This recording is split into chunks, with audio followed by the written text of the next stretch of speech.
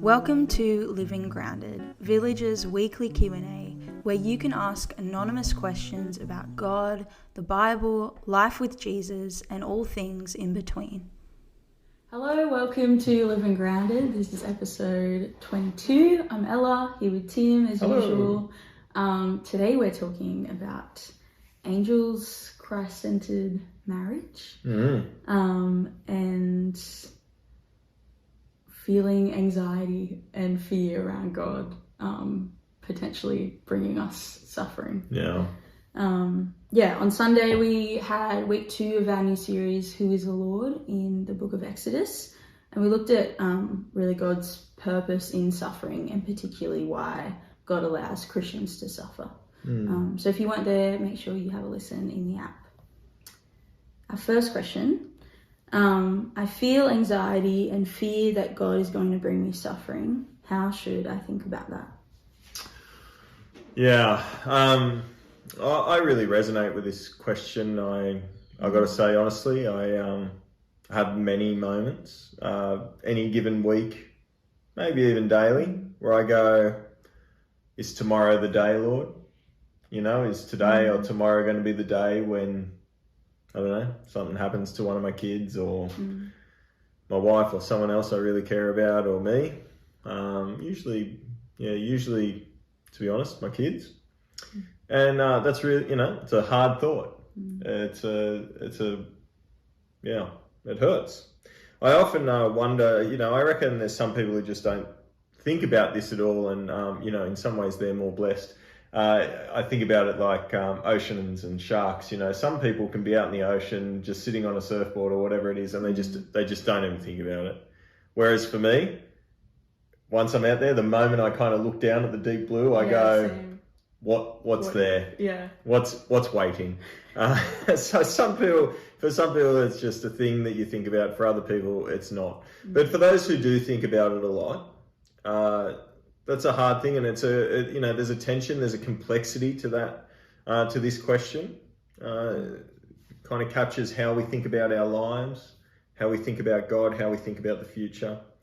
And so I guess we need to begin by stating from the outset that, actually it is possible that God might bring suffering to us today, tomorrow, the next day. We don't know.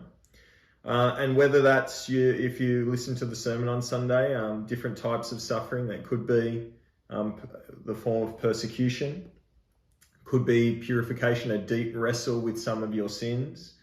It could be consequential, as in something comes to eventually bite you because of sins that you've committed in the past or in that day. Or it could be just creation sins, the reality of a twisted and broken world, sicknesses, and so on. God's will might be for that to be your situation tomorrow. Don't know. And that's a really hard thought. Of course, just to be really clear, suffering is not enjoyable in and of itself. And I don't think the suggestion of Scripture, even though the encouragement is to find joy in all sorts of trials and so on, it's not joy in the trial itself, in the sense of, oh, how good is this pain? It's not that sense. It's a joy underneath, that sits underneath the pain and the hardship and the suffering that will come to in a moment of why we can have that joy. But there is so I think there's something okay and right about not desiring suffering. I don't think we should desire suffering in and of itself, and I certainly don't think that we're called to pursue suffering for the sake of suffering itself.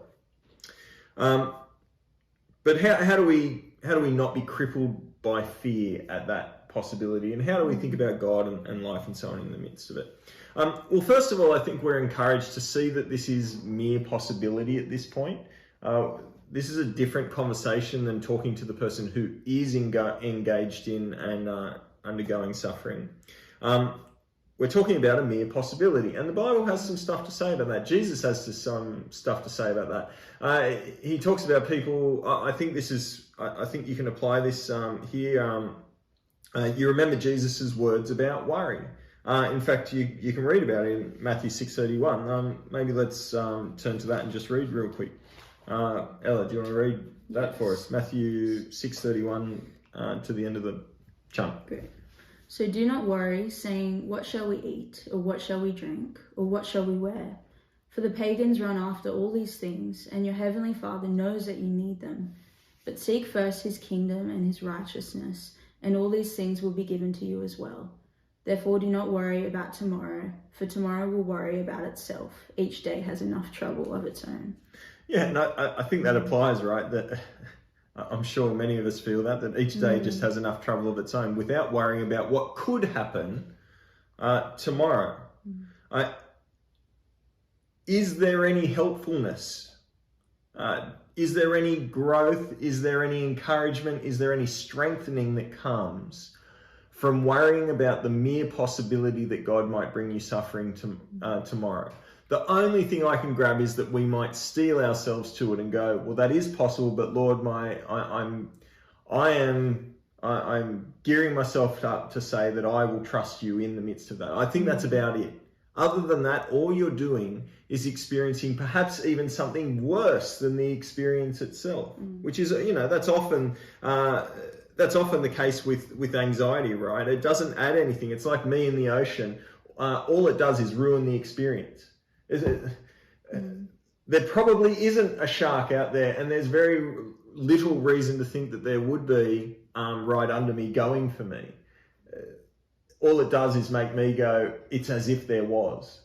And you're experiencing the worst of the situation. It ruins it. Now, this is hard, obviously. People really struggling with how to do this.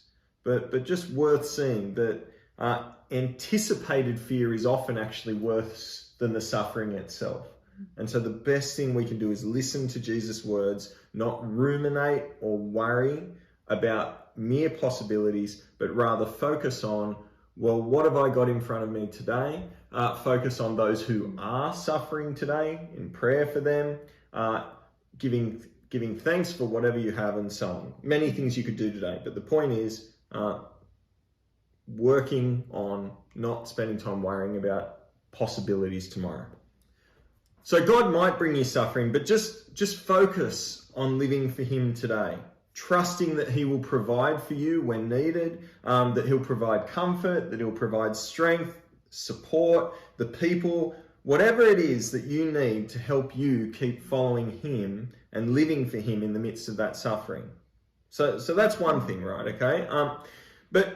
But again, that last bit I said, trusting God in the midst of suffering, that if it does come, that he'll provide all you need to keep trusting in him. Sometimes that actually doesn't feel comforting. And I wonder if the reason why that doesn't feel comforting is because of the reason we fear suffering. I wonder if the reason we fear suffering so much is actually because we've got it so good and we've come to a level of comfort and enjoyment in all that we kind of have. To have much is to have much to lose, right? And therefore have much to fear losing. That is something, I reckon really worth wrestling with. Might God actually need to take some things from us in order to keep us from conforming to that worldliness? Could it not be a good thing that God might take our potential idols or even things that have become fully blown idols in order that we might not give our lives to them, but trust him fully with everything that he's given us? But I reckon that brings me to the heart of things on this, which is how we see God and the relationship we have with him. The danger, of course, is that we have this picture of God just kind of loading up the lightning bolt, just kind of waiting, or not tomorrow, but in 2 days' time, you've had a pretty easy life, Tim, whoever it might be, it's coming. I'm bringing it. You know what I mean? And that isn't the God of the Bible. The God of the Bible is the God who loves his people, who sent Jesus, his beloved son, to die for them. Not so that he could make them suffer. He hasn't sent Jesus, so okay, now I've got some people I can throw my lightning bolts at. It's so that he could help them to become more like Jesus, who is the perfect human, and give them eternal life. We need to remember that that's God's purpose, and actually that is our best. Jesus was the best human, the most true human, and actually the most joyful human as well. To be like Jesus is actually to be living our best life. And it's also, that's the best thing for our world. More people, more like Jesus is the best thing for God's world. So that is why God gives us suffering sometimes, to help us to be more like Jesus. Not to throw the lightning bolt, but actually to train us, to teach us, to equip us, to grow us, to refine us to be more like his Son. And that's actually the best thing for us. That's what we need to see about life with God, I reckon. If we do suffer tomorrow, or whenever it is that suffering may come, it's God's love at work. So that we might become even more content or satisfied in him, so that we might not drift from him and trusting in this world. That's the opportunity that is there for us in all suffering. And so I guess let me finish on this question by saying I don't want to diminish how hard suffering can be. I don't long for it. You've heard, I fear it sometimes. But for those who are enduring physical or emotional or relational pain, for those who are being persecuted, for those who are struggling, or for those who are watching other people suffer in that way, I don't want to downplay how hard that can be. But I do want to remind you of the loving God who loves his people and whose desire is your best and all of his people's best. And that's what he's committed to. Yeah, that's good. Next question is, what are angels and do they exist among us today? Fascinating little area of thought, isn't it, angels? We're getting a lot of questions. People are thinking about angels.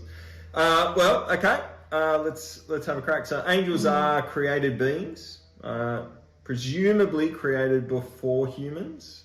To be honest, we don't know a whole lot about them.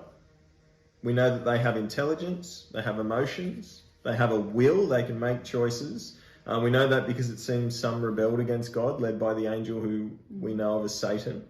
They aren't made in the image of God like we are. So they're actually kind of almost counter to us, I think. They are spirit beings who it seems can take physical form, whereas we are physical beings who have spirit. Something along those lines. Fallen angels are called demons. Angels that haven't fallen are sometimes God's messengers. Sometimes they're the ones in heaven who sing him praise. They guarded the Garden of Eden. They do his bidding and more. There's more we could go into, but basically that's the range of duties for an angel. They do, I think, exist among us today. Hebrews, in fact, if you want to turn there, Ella, Hebrews 1:14, and then we'll come to Hebrews 13 to give us kind of two possibilities of how they exist among us today. So Hebrews 1:14. Yep. Are not all angels ministering spirits sent to serve those who will inherit salvation? Okay, so in some way, somehow, they are ministering to God's people. We're not given more evidence than that. You can go back across, particularly the Old Testament, but to a certain extent the New Testament as well, as to ways that has happened in the past. Whether that is exactly how it's happening today, I don't know. We're not given heaps more information. But one way that could be happening is Hebrews 13:2. Do not forget to show hospitality to strangers, for by so doing, some people have shown hospitality to angels without knowing it. Oh, that's cool. That's a weird. Yeah, you read that verse and you go, oh, is that? You could be sitting next to me. Yeah. If that's the case, no, I'm not. No, I know. I'm good. Okay. Yeah, good. That's certainly not. But yeah, I mean, crazy thought, but there it is. That God might send someone send an angel in human guise, in human form, to for you to show hospitality to, that in some way, does something for us. I don't know. Helps you. I don't know. Tests you.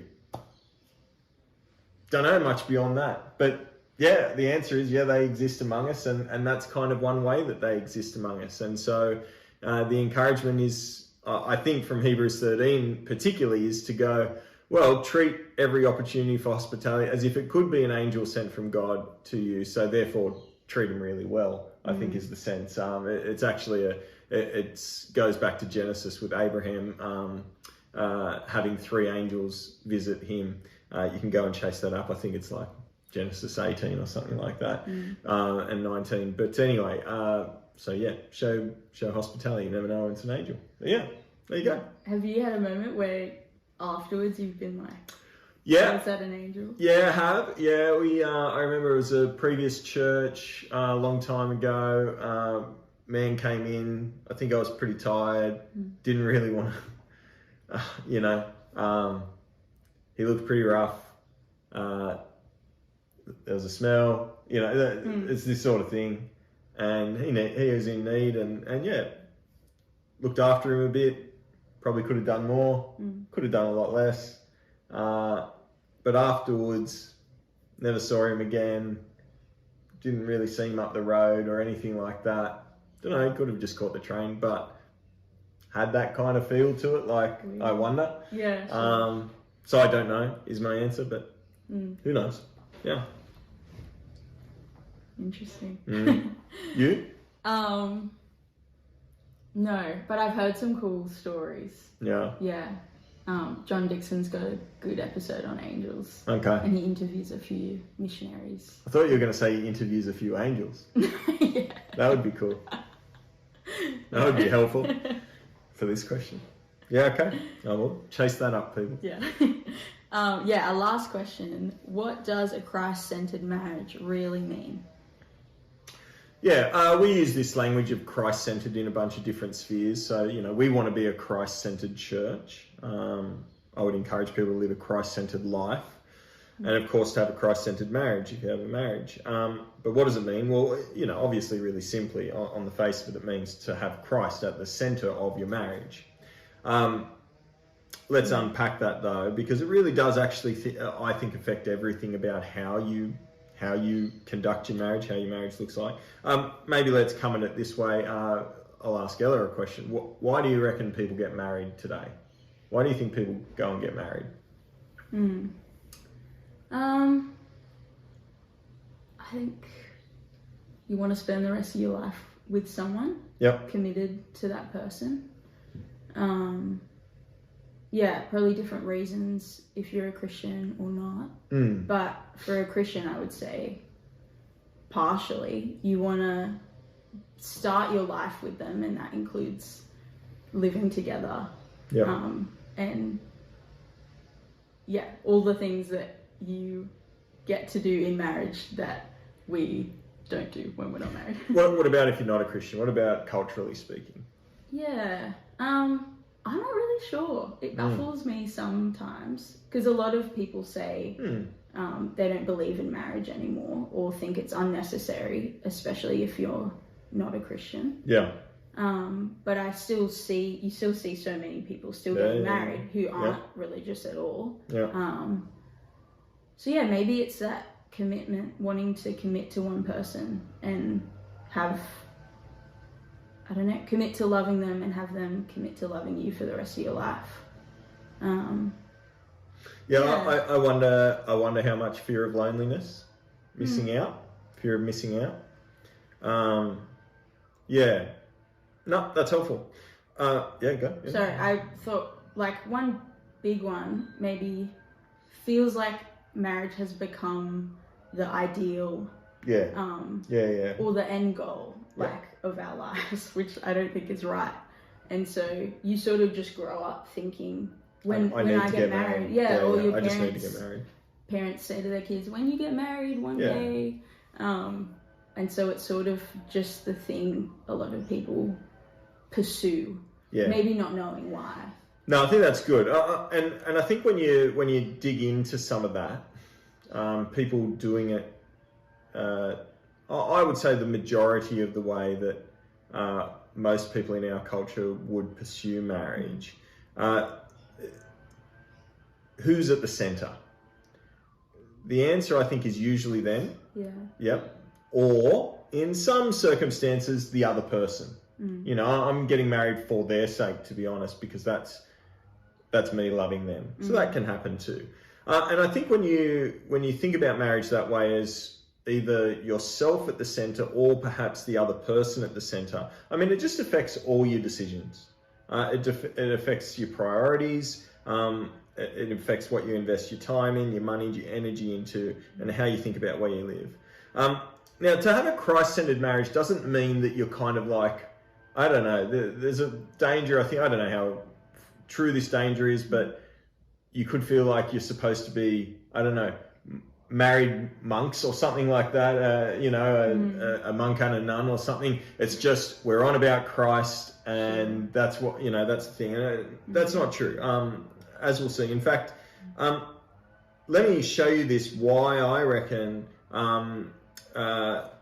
having a Christ-centered marriage is actually the best way to be married, and it'll kind of explain what it is, I think, at the same time. I reckon there's 4 main possibilities of who is at the center of a marriage, with varying degrees of good and bad. So the first one is, I reckon both people, husband and wife, have themselves at the center of the marriage. And I reckon that works until you guys want different things. And that's often, I reckon, where a lot of divorces end up. It works while you're both happy and we just want to travel and, we're just keen to make some money and enjoy being young. And then the moment there's differences of opinion, I want to have kids, I don't want to have kids, or no, I want to keep living overseas, no, I don't want to, I want to be back with my family, all the fractures start to begin. Second option is one person has themselves at the center of the marriage and the other person has that person at the center of the marriage. So this actually works quite functionally. It's just really sad and ugly to watch. Yeah. One person will usually sacrifice themselves for the sake of the other person's selfishness. And, that can go for a long time. But yeah, it's actually really sad. Seen that in a few cases. Third one is 2 people have a common purpose outside themselves. And this often works well as long as the purpose remains there. This is the classic case of the empty nesting problem. 2 people get together to have children. Okay, we're focused on the children, but the moment the children purpose goes,